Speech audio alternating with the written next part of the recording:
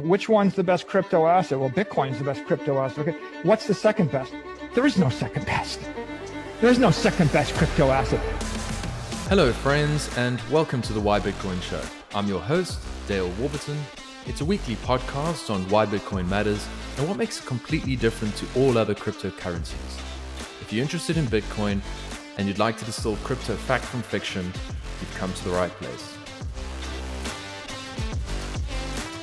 All right, so I have got Jeremy, who is the CEO of the Australian Bitcoin industry body, with me today. Welcome to the show, Jeremy. Hey, Dale, great to be here. I'm really pleased to have this chat. I've been looking forward to it for a long time. And I thought I'd tell you this on the pod that you were one of the first Bitcoiners that I met in real life. And really? Yeah, I remember it was in 2021. I'd been a Bitcoiner for a year, and I was in the wilderness, in the Twitter wilderness, in just shit posting, complaining about COVID and whatnot. And I remember attending that first meeting with much trepidation and thinking, who the hell am I going to meet you? And I remember you and Daniel really kind of stood out as people who I thought were really authoritative and experienced and knew what they were doing. Yeah, it kind of got me on this whole journey. And to think back now, I can't really think of my life without Bitcoin. So in some way, you played a little part there. That's awesome to hear. I mean, we all kind of have those experiences. Like, I was not that far before you, and I had, met my first real Bitcoiners in Adelaide. Yeah, it's great when we can have those impacts on each other. There's actually nothing better than it. I think it's all very well having communication digitally and whatnot, but when you actually get to meet people face to face, it totally transformed my relationship with the community, in the sense that I just started developing real bonds with real people, having real conversations. And that's what made me just so kind of madly passionate about the space. So yeah, I thought I'd share that little anecdote just to kick things off. That's really cool. Yeah. So I think just to start off with, you tend to be a fairly, what I would say, low-key Bitcoiner. You're not out in the mountains screaming from Twitter. And I don't think you're sort of big on self-promotion. So perhaps you can just walk us through your Bitcoin journey and how you got there. Sure. I think I am like a lot of Bitcoiners. I went to uni, had the fiat job, and then something just didn't feel right about it. As I got more senior and figured out how it actually worked, I became quite jaded, and I was looking for a way to make some money without having to work a 9-to-5 job. So I tried out Forex trading quite seriously. I read a lot of books about it and dabbled at it. And I even wrote a small ebook about, how I was losing money in it, why. And because I was doing that and I was reading Forex books, in my Amazon algorithm, all these books about the currency reset came up. And I was like, oh, that's interesting. And started reading about it. I was like, oh my God, this is like how fiat currencies actually work. I couldn't believe it. And so I became quite seriously into gold and silver for a few years. And after COVID, we'd had our second child and hadn't really spent much time on our finances. And I thought, what's going to happen with my super and stuff after this market crash? And I got really back into researching about gold and silver and money. And I was following Real Vision at the time. And Raoul Pal, he was heavily into gold. And then at one point he sold all his gold to buy Bitcoin. I was like, oh, that's like a really bold move, which I thought was probably not the right one at the time. And so I started researching Bitcoin. I bought a little bit thinking, oh, this is like an option. Like, it could go up a lot or it could be worth zero. So I wasn't prepared to put much in. But then, started trying to find information about it. And I remember seeing the Bitcoin standard, but not buying it on my Kindle because it was $31. But had I bought it at the time, I would have got Bitcoin at like 14,000 Aussie instead of 20,000. There was two, I think, transformational moments for me that I really still remember clearly to this day. One was reading the Bitcoin standard and how he explained the transition from like a silver and gold standard to a pure gold standard. And that was driven by technology, like the railway communications.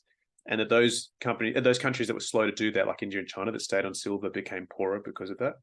I remember exactly where I was when I read that part of the book, and it was like a holy shit moment for me. And I had to get up and just like get moving. The other really key moment for me was when Michael Saylor first bought Bitcoin with MicroStrategy, and the interview he did with Raoul, it was like a 2-hour interview. It was just phenomenal. He explained so well the value of Bitcoin to preserve wealth for 100 years, compared to gold. And that was when it really, because I was quite into gold at the time, but that was when it really kind of became clear for me how much better Bitcoin was. So yeah, I started, like I think a lot of people, as Bitcoin as an investment, for me and my family to avoid inflation. And then I did go down the kind of the shitcoin path for a while and tried to do the trading side of things. And then I ran a node. I just thought, I'm just going to do it. There's no value, there's no return on it, but I'm going to do it to see what I learn. And then eventually what I learned is that Bitcoin is the only decentralized cryptocurrency because it's the only one where they've optimized it for running a node at home. Every other one has made some other sacrifice. And I'm sure we'll cover this, but that was when it clarified for me that I need to, like, Bitcoin is the one. That's where I need to focus. And at the time, it was just after COVID, and I had 2 young kids, and I was pretty much working remotely. And I kind of realized I had no friends in real life, like they're all on video. So I got to get out. So I went to the Bitcoin meetup in Adelaide, sat down with Daniel and also Rusty. Like that was my first introduction to Bitcoin maximalism in real life.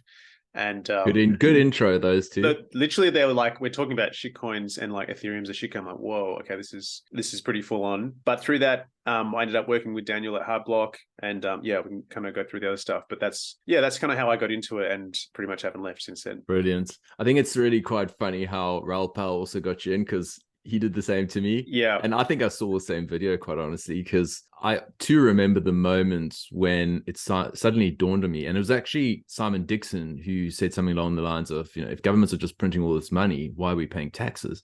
And that coupled with Raoul, I just thought, I've got to go get some. And I literally just ran downstairs and bought some, and then told my wife, like, listen, this is what we've done. I just bought a little bit of Bitcoin.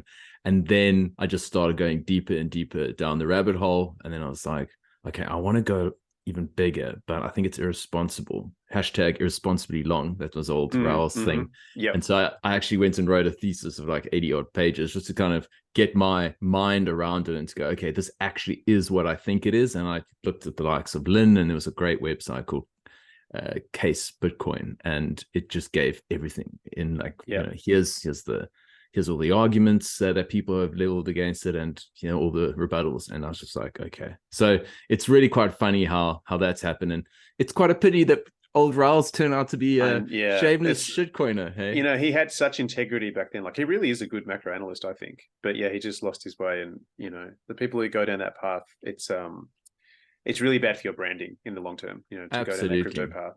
It's short-termism, absolutely. And I think, while we're talking about crypto, and you said you dabbled in shitcoins, I mean, you're not alone. I think there's very few Bitcoiners that I can say would pass the so-called purity test, in the sense that they never touched it. I too thought, you know what, I'm going to buy these because they run faster than Bitcoin in the bull run.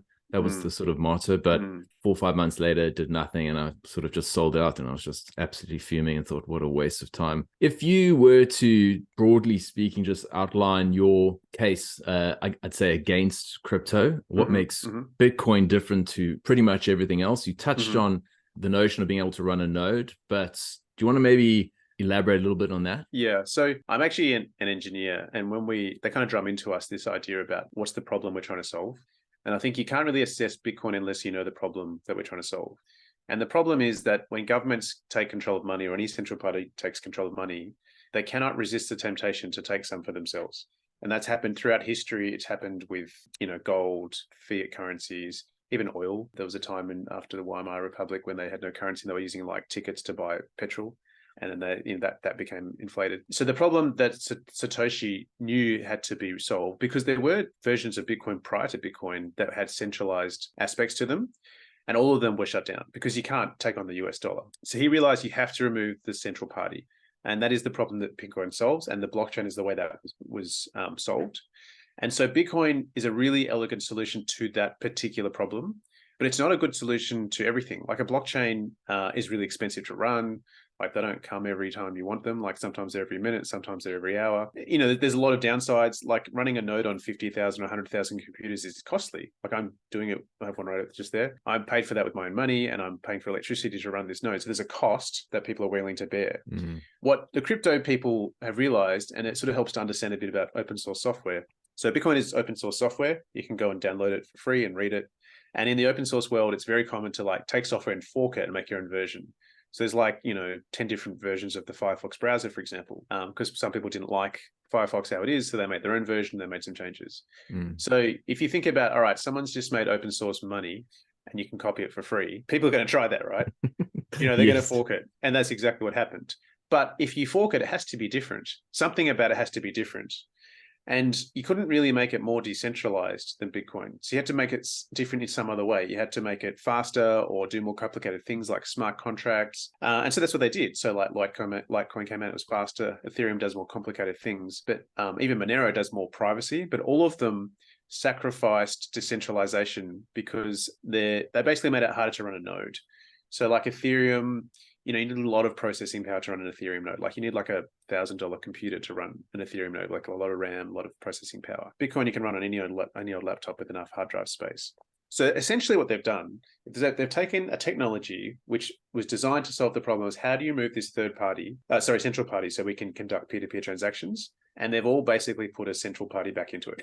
So you have this oxymoron basically where you've got, and they'll claim that they're not centralized, that they're decentralized. But the key to look at is the trend. So if you have a node that is running a block every like 2 seconds, like Solana does, you're generating a lot of data. And over time, that data is going to be just too onerous for the average individual. You're going to need specialized server hardware to run that. And eventually, it's just going to be run in centralized nodes on Amazon Web Services or in the cloud, basically. All of those, every altcoin is basically going to go that way. And they're going to find that they're now having to compete with servers, like centralized services, like an app, which doesn't have that costly blockchain and all that infrastructure. So they're going to stuck between, on the one hand, Bitcoin, which is decentralized money that no one can regulate. The SEC is not going to make it a security and, force all these changes to it. And on the other hand, apps like, I don't know, Square or something like that, which is a fintech type app, has a very efficient architecture on a centralized server. And like centralized products are not bad. They solve a different problem, right? And they solve it in a different way. So in my view, all of the altcoins are basically just going to go away. Like some will last maybe 5 or 10 years, but I don't think even Ethereum will last because it doesn't provide any value in the long term. And you can kind of tell that like if you look at the trend, you can kind of tell that it was just really about marketing, because what happened after Litecoin and then Ethereum was that people stopped even making blockchains. They just made tokens like Shiba Inu. Like here's a token. Like it didn't do anything. It didn't have a blockchain. It was just a token with a picture. They're like, well, if everyone's happy to just buy a token and not do the research, why don't we just give them like a token with no blockchain? And then you go, here you go. This is like the new form of money.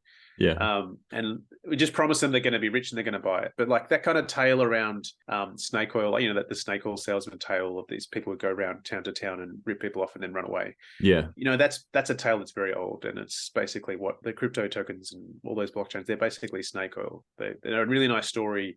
But when you go into the details of how the blockchains are designed, in the long term, they don't work. They don't solve the problem that Bitcoin was here to solve. Like if we want centralized money, we've got the Australian dollar already. Like you don't need a very complicated version of that. What we need is one with no government in the middle. That's what we need. That's the whole point. That's the whole reason the space exists in the first place. Yes. And that's the great irony where when I've looked at crypto, I've said, it's not self-evident to me what problem they are trying to solve. That's why I tend to call it solutionism.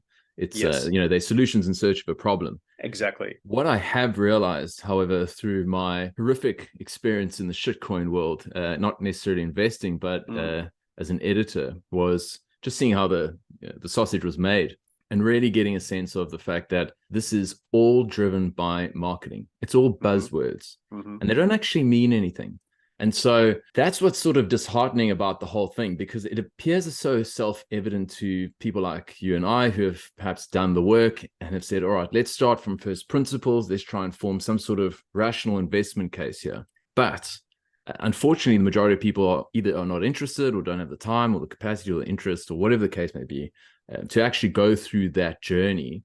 And in that sense, Bitcoin has somewhat of a marketing problem, because all of these blockchains have centralized entities that are able to, they firstly raise capital from retail, which was then funded, which then was used to fund marketing efforts, which then brought in more retail. And so with Bitcoin, it's really reliant on the sort of organic efforts of the participants. And we don't have any really good, viable way to counter the narratives, because we don't necessarily have the financial means that you would if you were a company trying to deal with some bad PR.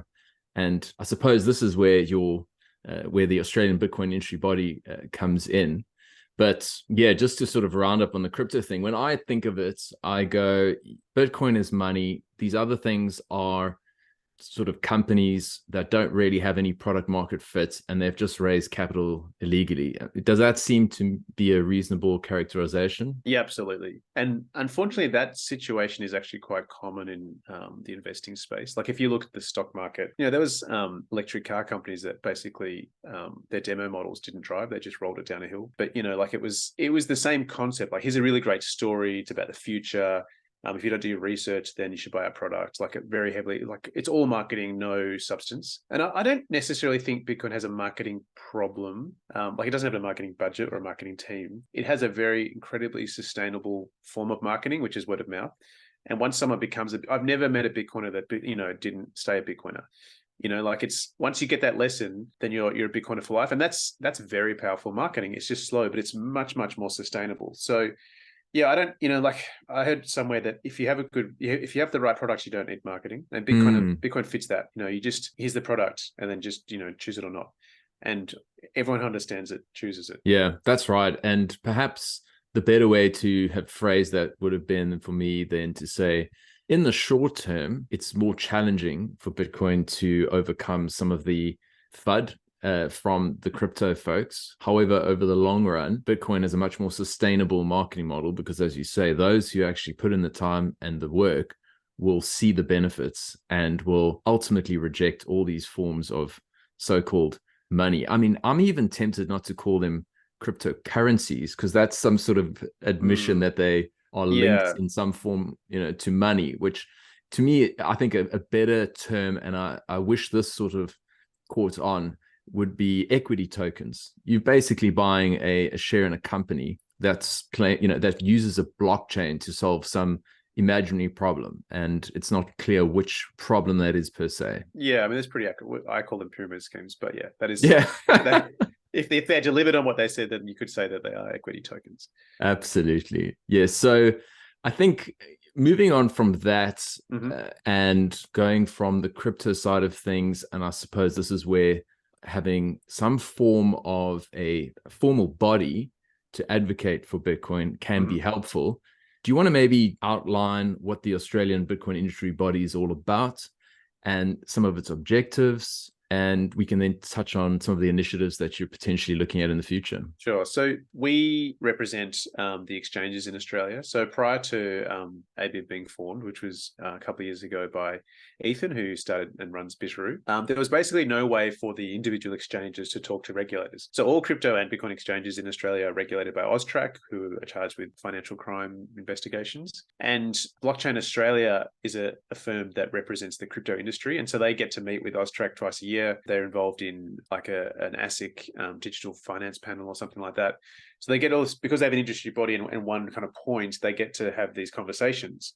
And what I guess Ethan realized and convinced us of was that, if they're the only ones having a voice, the Treasury and AUSTRAC are hearing this kind of warped view of the reality of the industry. So he started the Australian Bitcoin Industry Body. He's still the chairman and the CFO. And we basically represent the Bitcoin industry in Australia. So we're not representing Bitcoin specifically, we're representing Bitcoin organizations and individuals and putting their voice forward in a unified format through to Treasury, through to AUSTRAC, and pretty much anyone else who would like to listen. Okay. So, yeah, that certainly makes sense.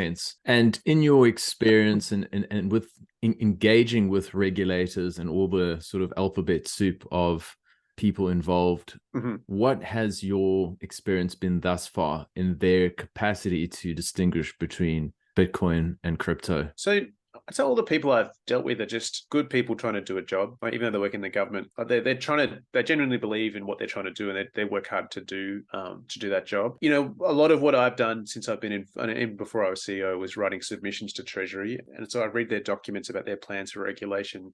And they kind of come about it in what makes sense to them, that method, like a quite academic method. So what they'll do is they'll go read all the references. They'll do like a literature review of Bitcoin and crypto. And so they'll get documents from like the Bank of International Settlements and, the UN and blah, blah, blah, and go and quote things like this document said that. But that's really good if you're doing science. But if you're just trying to understand Bitcoin, you could just download the Bitcoin blockchain and hire someone who understands it to investigate what it actually does. So my experience is these people, they kind of get it. They don't really, in Treasury, they don't really get the difference between Bitcoin and crypto, I don't think. Oztrack, I've had direct discussions with them, and they kind of made an interesting point, which is that Bitcoin, even though they kind of acknowledge it might be different, it still is used for potentially financial crimes. Like it can still be, especially being like the most liquid cryptocurrency, I guess. Sure. So it's kind of like a hard slog. And I sort of, when I was presenting at the Bush Bash, it's kind of like you're taking this message into a church and saying God doesn't exist. Like, we're polar opposites in terms of what we're trying to achieve here. And so we're just trying to convince people, and I suppose provide a path, some sort of middle ground. Like one thing I'd love to get through, and I'm not sure if we will, but, being able to have a KYC threshold for deposits. It's in legislation at the moment, but they are actually reviewing the anti-money laundering laws currently. Like I'm involved in a process next week. And, in other countries, you're allowed to deposit under $1,000 per day with no KYC. I'd love to have that here. So there's ways within the, the structure of government, the way they work, that you could potentially get a message across. But I just think probably the key reason for us to do this is that if we're not talking, then the only voice they hear is Blockchain Australia. So, the Bitcoiners, I think, and even really myself, we don't really like engaging with government. It's just not the way we like to, we don't like to wear suits and all the things that are involved with that sort of thing. Use Microsoft Teams, and I could go on. But, or Zoom, like this particular call. Zoom. But if we don't do it, who's going to do it? Blockchain Australia. So we need to make sure that an accurate voice is out there. And then, slowly it's building. And I met someone at the Bush Bash who wants to look at how we can explain this to the charities board. So, Bitcoin, it builds slowly but sustainably. And I think, that message is getting out there. So like some of our focus areas is really explaining Bitcoin, not crypto. Perfect alignment to this show. We want to, we have the HODL Act as our number 2 in our manifesto. We want to have at all levels of government holding Bitcoin. And we'll talk a bit later, but we're going to do a petition around that. We also want to just keep reminding everyone about privacy. That is actually a human right. So there's a lot of people in government who kind of forgotten that, like, it's really important to check the crimes. But no. Privacy is actually a human right declared in 1948 by the United Nations. We shouldn't forget that. And all of us, deserve it. And finally, just to encourage self-sovereignty, self-custody, that sort of stuff. So those are kind of the 4 areas that we focus on. Okay. And when you think about the average Bitcoiner being generally anti-state and anti-authoritarian and pretty anti-establishment, do you think that this potentially hinders the effectiveness of our message? When I say our message, I guess the Bitcoin industry body. I think it potentially could hinder it for that audience. Because, even when I think about my own journey, and I think people sometimes forget about their own journey. When I was into crypto, I thought the Bitcoin maxis were mad. Like, I thought they didn't understand. Like, I literally went to this is a bit embarrassing to say, but I went to the meetup that Rusty was at and thought he didn't understand. Now I understand. He understands everything. He's a Lightning developer. Like, he understands like way, way, way more than I ever will. But when you are in that space, you think the other people are mad until you understand it. And so I think it's really important to kind of put yourself in the shoes of the other people and think, how are they perceiving us? So I guess, my skill set that I've built up through 15 years of corporate sort of jobs is being able to translate from like a technical person to a senior manager, or, it's those sort of across people who can't really speak to each other because they speak a different language, even though they're speaking English. So I've kind of taken on that idea or that skill set, and being able to translate from the toxic Bitcoin maxis, who represent many of our sponsors, and somehow being able to write that in a language that I can submit to Treasury. It's taken me a while to get that tone right, but I think it can be done. Your question was, are we doing ourselves a disservice? I think the most important thing we can do is have integrity. And as long as we stick to our story and have integrity, I think that will stand us instead. And if those people truly believe that and they stick to that, I don't have any problem with them saying whatever they want, as long as they've researched it and they believe it. The thing I dislike the most is when someone has opinion or verbally says an opinion that's not real. That's not really their opinion. They're saying it because someone will pay them more money to say it. So I think the thing that we do really well is everyone I know in the Bitcoin space has just unbelievable integrity. And that's what will stand us in good stead, because over time you get proven right. You're like, you should self-custody, then FTX collapses, and you shouldn't buy altcoins, and they all, pump and dump. So I think as long as you have that integrity, I don't think it matters too much, because you can just look back and say, I said all these things, this is what happened, and eventually people will start to listen. Yeah, that's a great way of actually putting it, because I think we've got our fundamental principles on the one hand that we do not want to compromise on. But I think when you're dealing with the likes of people who are career politicians and careerists, really, who are essentially wanting to get into some form of public office and remain there largely indefinitely, it's going to be very challenging to persuade them through some of the messaging that I've seen, even though I wholeheartedly concur with it. And that's why I don't believe I'm a very good delivery mechanism, because I feel like I've been scarred through crypto that has made me incredibly toxic. And if I were to be in a room with a bunch of crypto bros from Blockchain Australia, I'd find it very hard to articulate myself without essentially letting some of that frustration boil over. Because to your point, I think the key there is to remain really consistent to what we believe in and what we preach. And over time, we will be proven right, as I think history has demonstrated in the form of the collapses you've described. So I think it's a really pragmatic and sensible approach. One thing I've noticed is that it seems to be some sort of split within the so-called blockchain world between these two different entities. Do you have any insight as to what that's about, or do you tend to just block that out and just focus on Mission Bitcoin? I think the thing that defines people who go into blockchain versus Bitcoin, the Bitcoiners tend to be developers. So they've figured out how it works because they understand code, or they're really well read in history or economics, or some field like that. So they've kind of understand money or gold, for example. And so throughout history, and they can see the value of Bitcoin. Or they do something alternative where they've kind of used critical thinking skills and research skills, like it could be the carnivore diet, or things like that. So whenever I meet a Bitcoin maxi, they kind of generally tick one of those boxes, and they've come to it through that path. When I look at the people who get into blockchain, they tend to be quite young. So they've not really seen the world, like stuff they've been told actually turn out to be not true. So they kind of believe it. They tend to be more from mainstream kind of industries, and more like their skills might be finance or marketing or something, but they don't understand like computers and how they work. They don't have any technical skills, or they might be like maybe more creative, something like that. So they, there's a reason why they haven't understood it. It's because they don't have the skill set to dig into it. And so, that's the kind of the differentiating factors. And then there's a very small group of nasty people who do understand it, but shill blockchains anyway, just for money. Which is unfortunate. But there are people, and I honestly, I genuinely believed the story behind crypto for about 6 months. Like I was buying tokens. I'm like, oh, this is like the next Google, and this is the next YouTube, and this is the next blah, blah, blah, blah, blah. And then I realized it was, not true. But like I did genuinely believe it. And so I think it helps to be able to empathize with the people who still are at that point and they haven't yet figured out, hopefully not the hard way, that Bitcoin is the way to go. Because if you don't, like if you're a developer, if you do the research, it becomes pretty clear. But developers typically aren't very good explaining stuff to people. They don't have very good patience. So that's the two kind of groups that I've seen. Most of the time. That actually quite closely mirrors my experience having worked in crypto.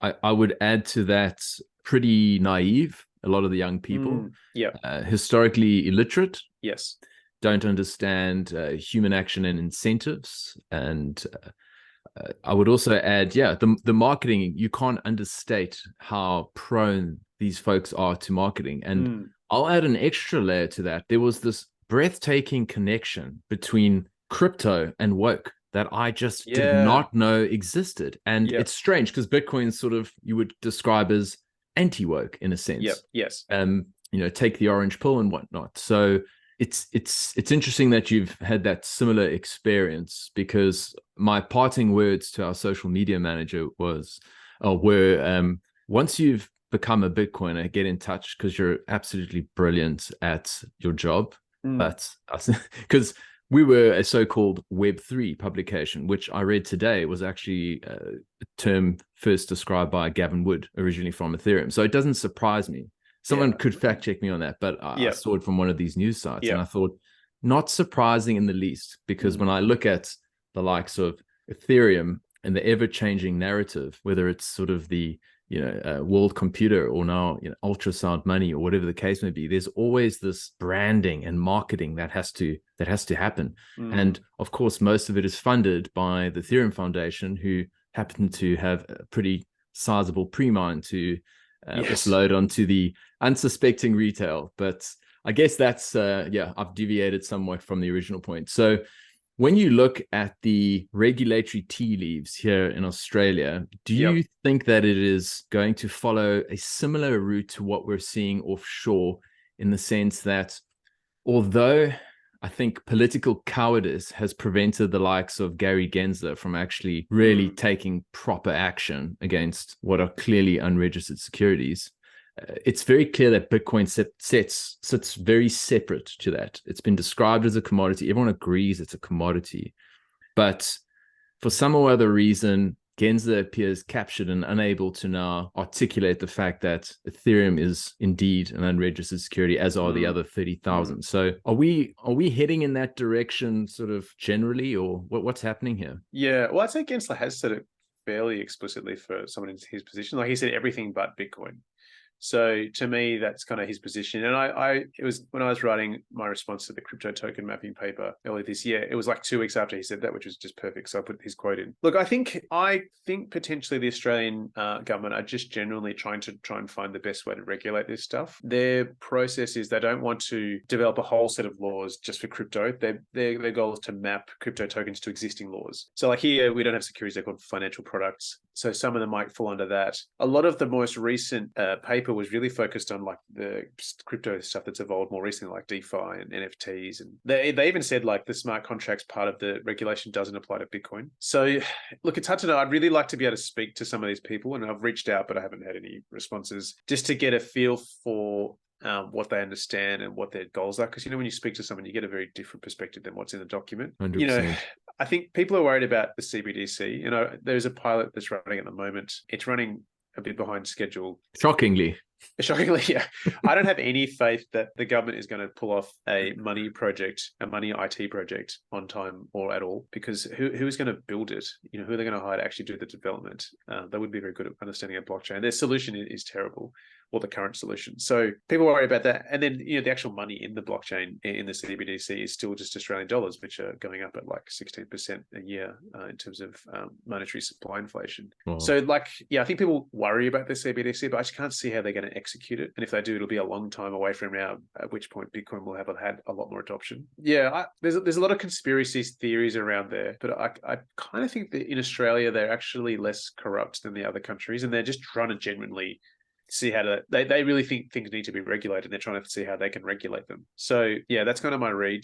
Okay. I don't really think they understand the Bitcoin versus crypto thing at the moment, because, for example, gold bullion dealers are regulated much more leniently than Bitcoin dealers, which to me, it's a similar product. It's an internet-based product. So yeah, but that's my kind of read. Yeah. All right. And I suppose one of the additional challenges is when trying to present the case for Bitcoin and not these CBDCs, you're also dealing with the fact that you are up against what I would probably describe as genuine attempts that are funded by the crypto companies to influence the media, to then try and influence policymakers. And how have you guys thought about, from a strategic perspective, trying to just get the facts in front of the people who actually produce, I'm going to put the news in inverted commas, so that in that sense, people can actually have a balanced view of what's going on? Because to me, it seems largely FUD from the top to the bottom. So there's a couple of things going on. Some of these companies, they need revenue, and pretending like a CBDC is going to work gets them a bit more revenue for a couple of more years. So that's why they're doing it. In terms of like, how do we get the message out? So one thing I probably didn't elaborate on is we're a volunteer-run organization. So I'm a volunteer. We don't have a budget at all. So, if we had a budget of like $100,000, we could probably hire a PR firm and do some media, but we don't have a budget. Like, our budget is zero. So we're kind of limited to doing podcasts and Twitter and just getting the message out in person as best we can. We are welcome, and we are very open to any media. Like, if someone from the Age is listening, give me a call. Like, we're happy to talk to you, but I suspect they're not. But yeah, we are very open to getting our message out to an audience via the media, whatever form of that is. But the reality is, like you said, like, the media is a business that needs money, and people with big budgets are happy to pay for it, and they get to get the message across that they want. And that's part of the challenge. But at least there is a voice here, and we are available to comment. And the other great thing is, through our network, even just to sponsors, but even people who we know, if someone has a specific topic they want to ask about, we can get an expert to provide opinions on that topic. Like, we can reach out through a very powerful network within Australia. So yeah, that is the challenge, is that money money talks, and Yeah. Bitcoin is not a high profit margin industry. It's a commodity, which is why it Yeah. needs to be regulated as a commodity. And so there's not a lot of money around for AFL sponsorships and all that sort of stuff. Unfortunately not, eh? When you work Yeah. for the sort of digital gold. Yeah, absolutely. It seems to me that one potential avenue might be that there is a lone wolf operating in the shadows of some of the more prestigious publications who is starting to question what's potting and has a good relationship with the managing editor and can slip a couple through the cracks.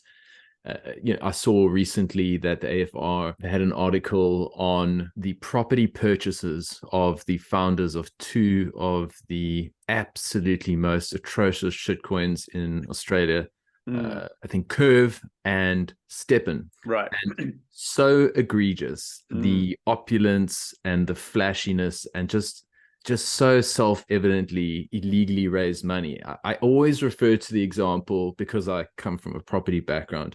If I had this harebrained idea, I was like, listen, I want to create a property fund with $1 billion and I wanted to go raise the funds. I could just do it on a blockchain and forget all the regulations. Where if I wanted to actually do it legitimately, can you imagine the army of lawyers and accountants and regulators and the fees. licensing and the fees and all those sorts of ancillaries?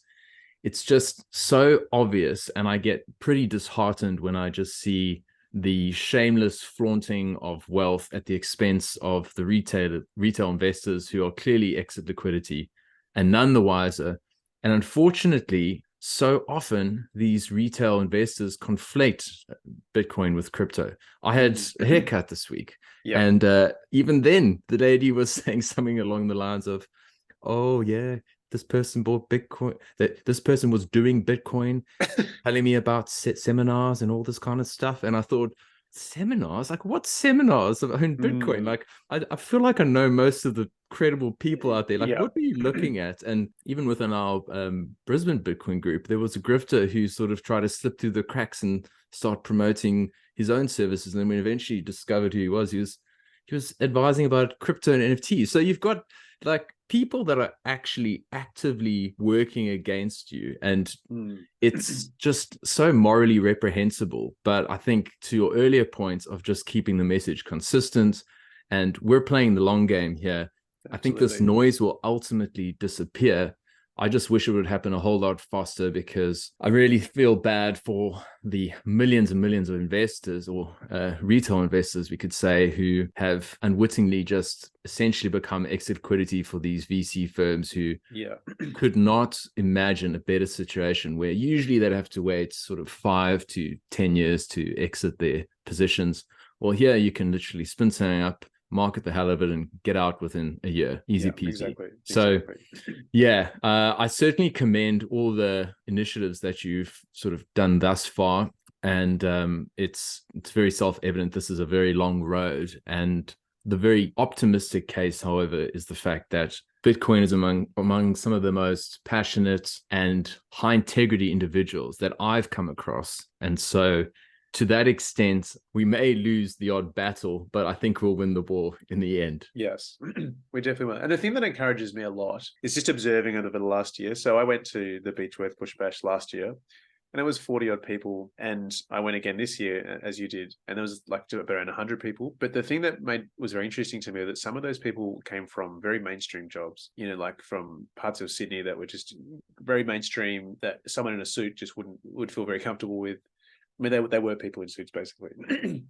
But they donned their T-shirt to come to Beechworth, and they were legit Bitcoiners.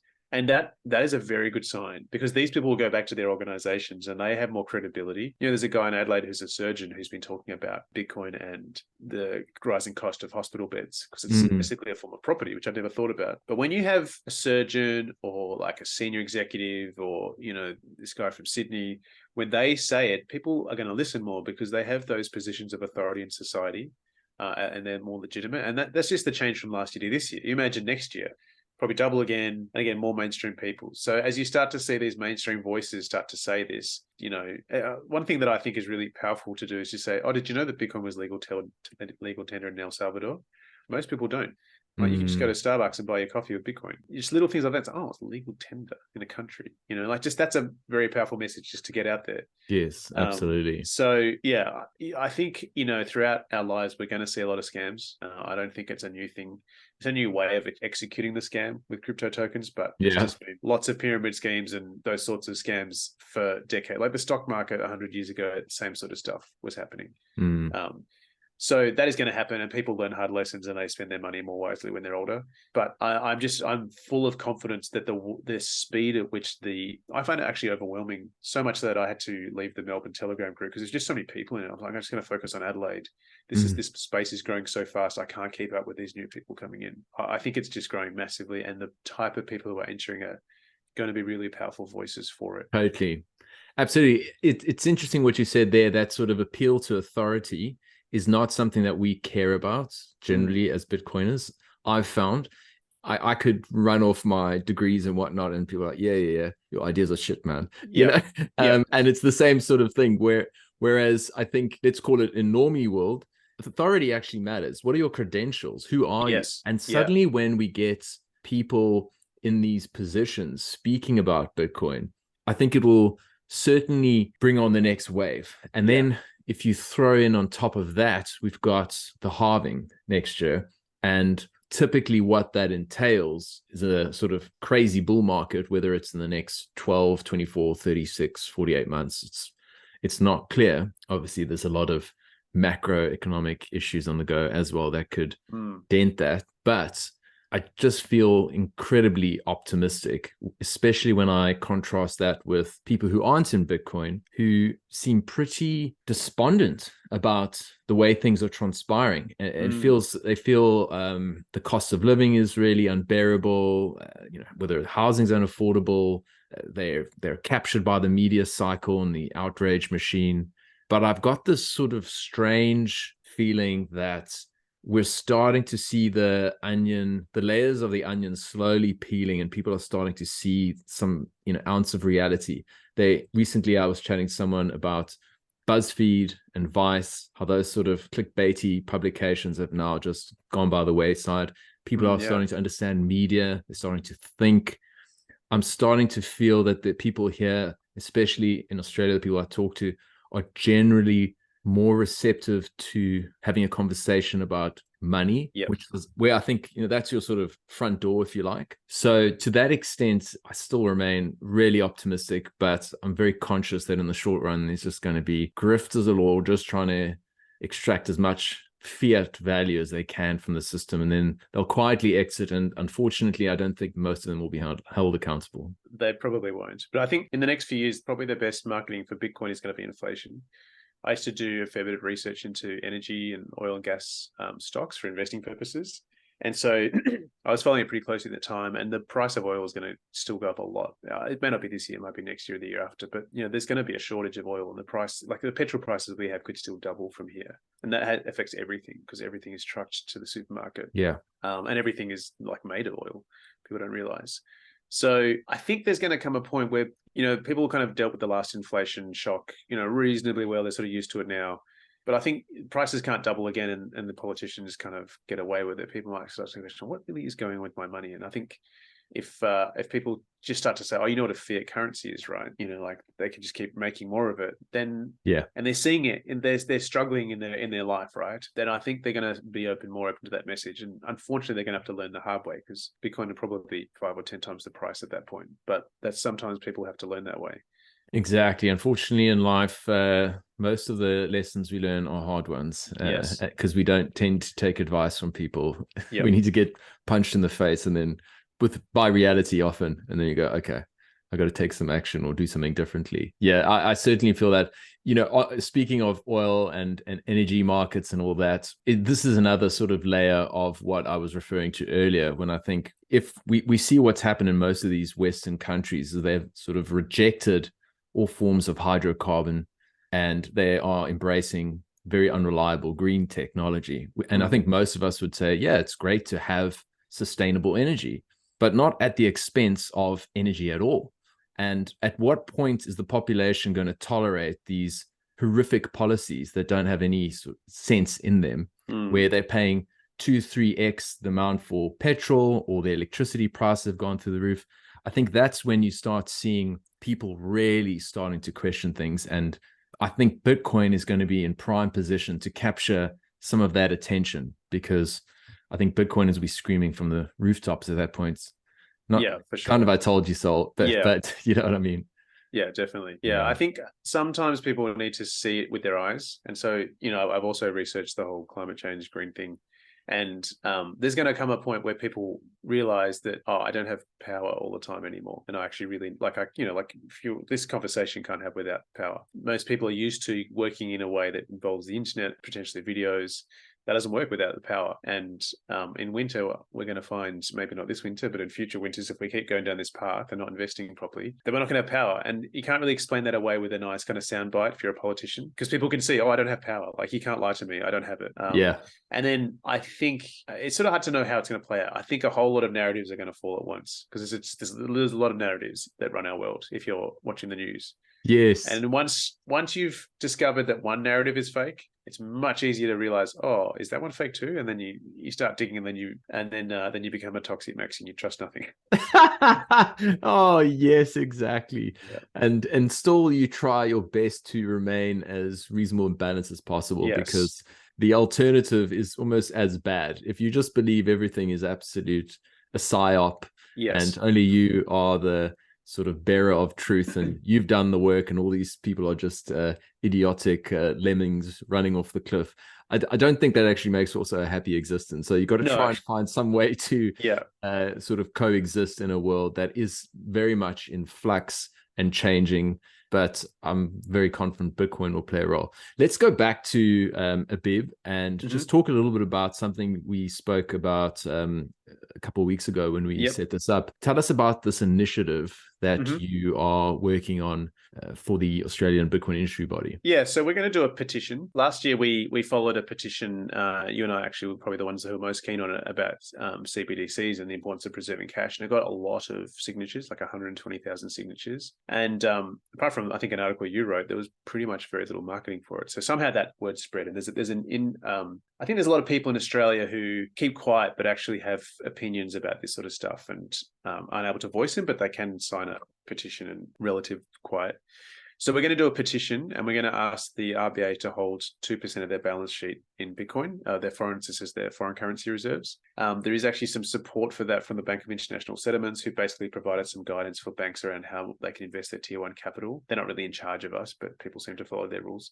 But they have advised banks can hold up to 2% of tier 1 capital in cryptocurrency. So we said, well, that's good. The RBA is a bank, they can hold 2% in Bitcoin.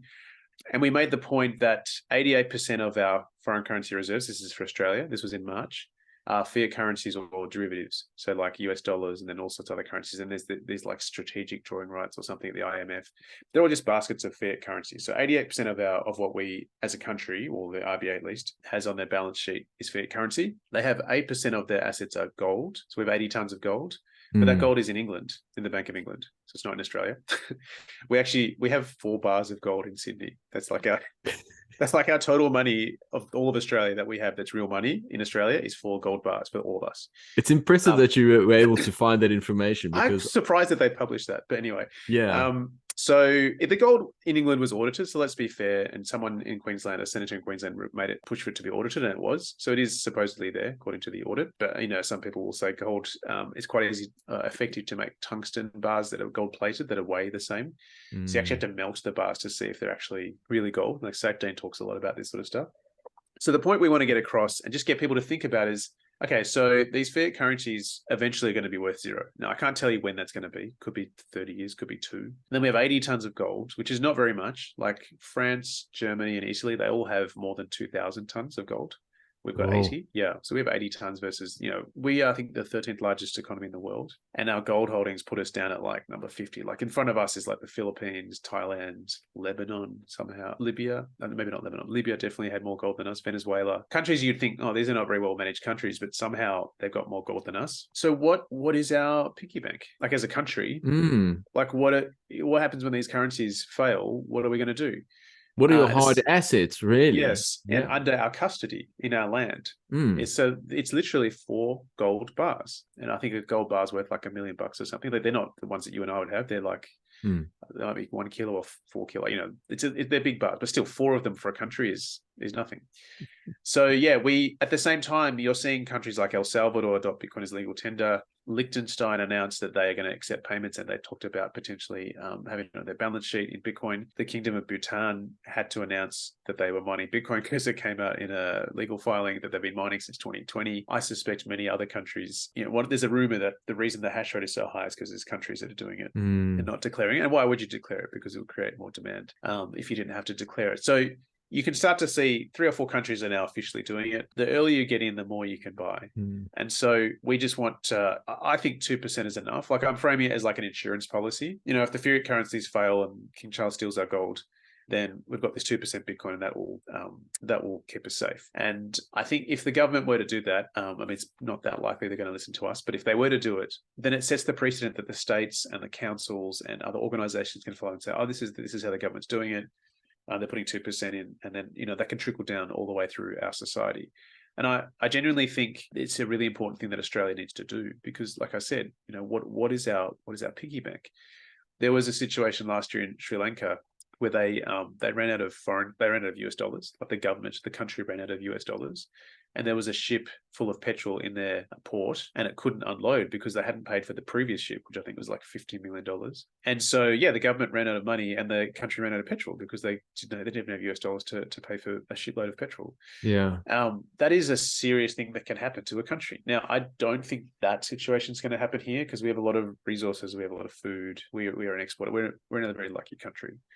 But why would you miss this opportunity to, preserve our wealth for basically eternity? I'd be happy if they bought 50% Bitcoin, but 2% yes. I think is a good amount that the BIS has basically said is okay to do. And yeah, so it's the idea behind the petition is just to have a discussion about this, just to tell people what is a fiat currency, how is our country set up financially, and is the risk. And the other key point that I think people need to understand is that storing your gold in another country is not safe. So it appears safe. It's the Bank of England. The London bullion market is very accessible for trading gold. But in 1971, France kind of made a point. They could see that the US was spending too much in US dollars, that more than they should have been able to do based on the gold they had, the Vietnam War and so on. So they kind of made a statement by sending, it was either like a battleship or a destroyer. I couldn't find much evidence about it. Like, there's not actually a photo of it, but they sent a ship to New York or New Jersey to get their gold back, and Nixon didn't give it to them. Like, they basically closed the gold window, and a lot of people know that. But they didn't realize that France went to get their gold back and didn't get it back. Yeah. So that is it's a 50-year-old lesson, which we have not heeded in this country. So we could be making the same mistake. And what I know about England and their future, because they're an importer, so they have a lot of people that need to import their food and their energy. They are much more likely to become a Sri Lanka than we are. And if their people are running out of food and they've got gold in their cellar, in their underneath the Bank of England, are they going to give their gold to Australia, or are they going to use it to buy food for their people? Yeah. So yeah, I'm hoping that we get this message out. And this forum is a great way to do that as well, just to get people talking in a way that normies can relate to. Like, this is all data. I can send you the links that's on the RBA website that I'm quoting. So it's all public data. Literally there's a document that says we have 4 bars of gold in Australia. And the rest is fiat currencies, which are also not in Australia, right? They're like, the US dollars are not physically in Australia, I don't think we have cash. So they're bank entries in America, which can be frozen if someone wants to do that. If not under our custody. I suppose, the challenge with the assets that you've just described, the one is gold that's sitting offshore. In the event of some sort of calamity in England, are they going to confiscate the gold, potentially use it for their own purposes? Probably likely. The next would be, okay, well, what happens if the world becomes even more polarized and we suddenly aren't seeing eye to eye with the US? What do you think they're going to do with all of, whether we got treasuries, whether we got any sort of US dollars? Do you think that there's a risk of those being frozen, as we saw with Russia? I'm not saying we're going to become a Russia, but you've got to think about that risk. Absolutely. I like the 2%, because it's really, it's a lot less abrasive, if you like, to say, hey guys, you got sort of fiat melting ice cubes, in reserve. Maybe you want to consider something serious. 2%, I think, is a reasonable allocation. The way also I would frame it, as I'm sure you guys have, is as insurance. I always talk to people that are little bit more financially literate about Bitcoin as being a credit default swap on a basket of fiat currencies. Yes. That's sort of Greg Foss's thesis. And he's got a very, very lengthy, like 60-page document that outlines how he thinks how it should be valued. And I don't obviously know much about credit default swaps and that sort of thing, but as I understand, there's usually an expiration date, whereas with Bitcoin, there's none. I don't know if they call it gamma or something to that effect. Yeah. He says something like that. I might be butchering it, but it's something to that effect. So it's an opportunity to buy insurance against fiat currencies devaluing on a level that we haven't seen for generations and generations. And the upside is just so tremendous relative to potential downside. If you look at where Bitcoin was 4 or 5 years ago on a risk-adjusted basis, I think it represents still one of the most asymmetric opportunities that you could ever get involved with. So it's a really laudable initiative, and I'm certain we'll get a ton of Bitcoiners behind it, and they too will be spreading the message throughout their communities. Are you able to try and get that message also in front of a more sort of mainstream audience? That's the challenge, right? So we can pretty quickly speak to the Bitcoin community. It's a pretty tight community in Australia, and just through 1 or 2 Telegram channels, that word will spread. And just for people who are interested, we have a domain. So I've submitted the petition, but I actually don't know when it's going to be approved. Like a committee has to sit when Parliament's sitting to approve it. So it could be we had a target date. We're not sure if we're going to be able to hit that, but when it does go live, we have a domain, bitcoinpetition.me. So basically, you can go to that domain. It'll take you to the petition page. You can sign it. You can do it digitally. So how do we get it to a mainstream audience? So we've got we have a small team of who are basically leading the marketing effort. We're really just going to try and focus on, we have a Twitter account with a decent following, and just trying to put out some good content, trying to explain it, some memes and other stuff. So I've written an article, any basically podcast who wants to have me on, or someone else from AB Bond to talk about it, we'll do that as well. Yeah, the challenge, how do you get to an audience that's just a bit, adjacent to the Bitcoin maxis? That's really the challenge, and just get, start having this kind of more mainstream conversation. If anyone listening has ideas, please, I'm sure Dale will have an email address for me somewhere in the show notes. Let us know about that, because there are people out there who I think are willing to sign it, but they just need to be aware of it. I agree. It's something I've noticed about Australians. Obviously, being a South African, I've noticed quite a few different quirks about Australians, and there is a tendency towards collectivism, but there are still people that think freely. They don't like to necessarily express it publicly. So I think a petition is a very effective way to get that through. And for my part, I will certainly get the message out as much as I can when it becomes live. So that's just a case of you letting me know, and it's a done deal. Absolutely. And I'm sure the same can be said for almost every other Bitcoiner and any other Bitcoin podcast, because for those of us who live here and envision a future in the country, I think this could be something really important. And even if it doesn't necessarily succeed, I think the more awareness we can create and the more we can raise the sort of mainstream consciousness to actually what fiat currencies are really all about, the better in the long run. So I certainly will do everything I can. Jeremy, one other question I wanted to ask before we wrap up today. You and I have chatted about various Bitcoin adjacent topics, and I thought we could finish off today with you just sharing a little bit about what Bitcoin has done to your life in a positive sense. And you can feel free to touch on any aspect of your life that you feel has been most positively affected. Yeah, when you sent me that topic, I went to a coffee shop this morning to think about it, because it's not something I get asked that often. But it's almost a cliche, but it's changed my life almost completely, I would say. So probably the biggest factor for me is, I'd say, my friendship network has almost completely changed. We sort of found that the friends that we'd had for a long time, we struggled to relate to, and often we weren't able to 100% be ourselves. And essentially through the Bush Bash and just the Adelaide meetup, I've met friends who I can just completely be myself with. And you sort of understand what true friendship is. Like, you don't have to present as someone that you're not. And that's just incredibly powerful for your well-being, having really true friends. I have these friends now that some of them I've met 2 or 3 times, and they feel like family. It's amazing, hey? It's kind of not the only, like, Bitcoin happened for me when I had a young baby and a 3-year-old. So now they're 3 and 6. So like a lot of things have happened, but like I kind of look at my life and I feel there's much more purpose to the work that I do, even though like for this work, I get paid $0, but I enjoy it so much more than the job I was doing previously, where I earned quite a good salary, but did nothing. And I just don't feel the need to like I rarely drink alcohol. Like I said to you, it was my birthday a couple of weeks ago. I had some sparkling wine, but I rarely or at all drink alcohol. I don't really go craving sweets. Like, those short-term things that people do, like to get that hit of dopamine because they're not getting purpose from their life. So that's, I think, something that's like slowly kind of crept in, and you look and you're like, I'm not interested in those things. Another really powerful thing that I did that I didn't realize till afterwards how powerful it was is I put Bitcoin into my super. So we've got a self-managed super fund. And we also now have our own business. And when you have your own business, you can decide whether to contribute to super or not. I don't feel a need to contribute to super because I've got Bitcoin in my super. And you really don't need that much. A lot of people don't realize.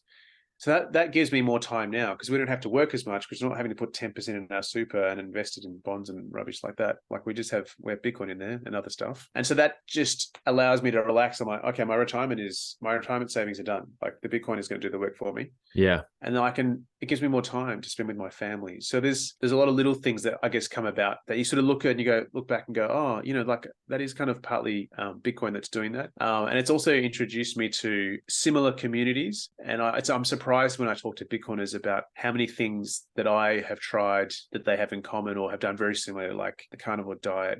I'm sort of learning and becoming a big believer about the Wim Hof method. Just, I guess, things that are kind of hard. Barbell training is another one.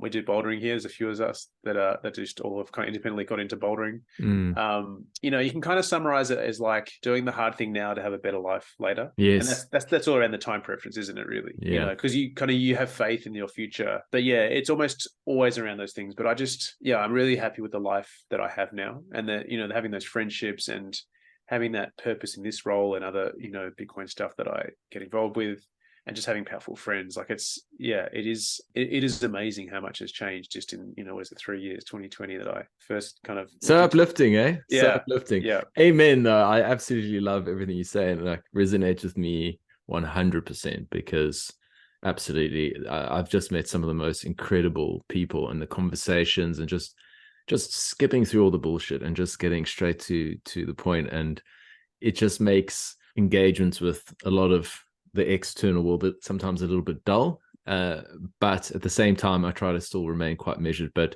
I have this incredible sense of hope, optimism, joy in my life. And it's driven by this purpose. So yeah, I think I resonate with you 100%, man. And I'm really stoked with what's going on with Habib, and I wish you guys all the best. And thank you. Yeah, have you got any other parting words for us? Well, you probably can hear them in the background. I think one of the things that Bitcoin does is it allows you to do the things you really want to do. Money is actually not there to spend all your time focusing on. The things that are important are the people in your life and your family. So you can possibly hear them now they've just arrived home. But, like my main role really is a stay-at-home dad. Like I've been doing that for 5 years. 3 days a week, I look after my 3-year-old son. So I think, I love Bitcoin as much as the next maxi, but don't let it take over your life. Remember, what's really important is the people in your life and your health, and Bitcoin should enable that if it's doing the right thing, for us. It's a great way to end it, man. Okay, thank you so much. And do you want to direct anyone towards a Twitter handle or a website or anything like that? Yeah, so when the petition goes live, I'll just repeat it. Go to bitcoinpetition.me. The ABIB website, there's a redirect I've set up, which is abib.au. We'll take you to our website where you can go to bitcoinindustrybody.org.au. On Twitter, we are BTC AU. I think it's a bit of a complex one, but yeah, if you want to go onto the AB website, go to contact form, that'll come to me if you got a message. Otherwise, I might just give you a couple of things you can put in the show notes as well. Shall do. In order to contact me, yeah. Awesome. All right. Thank you so much, Jeremy. Appreciate your time, man. Take care. Thanks for having me, Dale. All right. You're welcome. Cheers.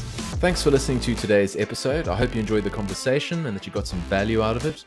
Either way, hit me up on Twitter and let me know what you think. My handle is Dale21M. If you've got any suggestions as to people you think I should be talking to or topics I should address too, I would love that sort of feedback. Otherwise, if you want to support the show, there's a couple different ways you can do that. The first is just to share it amongst your friends and family. The more that people hear the message that Bitcoin and crypto are not the same thing, the better. and I want to help people understand that. The second thing you can do is give me a 5-star review on whichever podcast app you're using. Of course, that's only if I deserve it. And last but not least, if you want to stream sats my way via the Fountain app, I'm not going to say no, but it's not expected. Thank you so much for your support thus far. It means the world to me. I appreciate the hell out of you, and the best is yet to come. Much love, friends. I'll see you on the other side.